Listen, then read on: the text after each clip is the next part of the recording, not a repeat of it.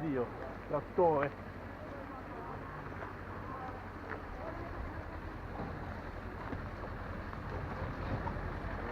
Una uno di Monterca.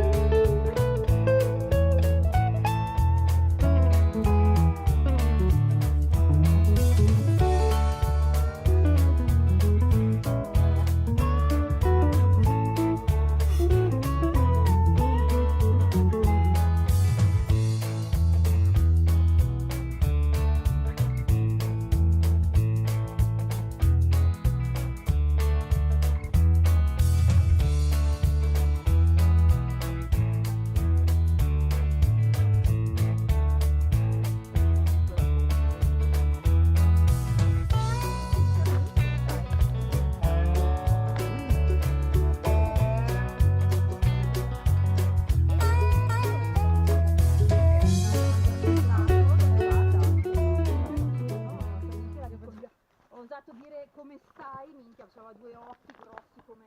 Fammi un po' di luce, aspetta. In terra. Perché adesso che comunque lui voleva andare oltre. Fai nel bosco? Cioè voleva qualcosa di più, lei non se la sente. Sì, niente. di fare un mese di...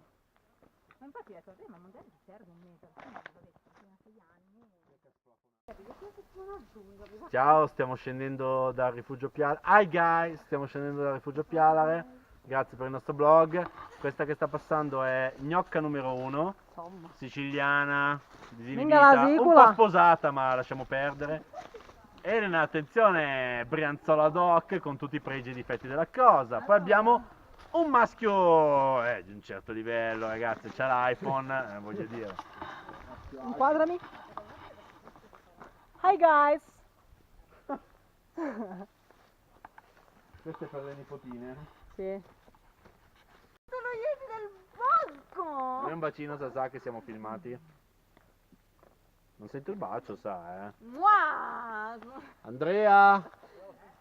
Non mi bacia! Ma cosa no? Non hai sentito? Ha sentito adesso? Cioè, un bacio, cioè, da baci finti alla gente, è peggio che li desse veri. Cioè, guarda, vai. Era tutto per il blog di Gaia. E adesso mi sta picchiando, non so perché. Dai, Krav Maga.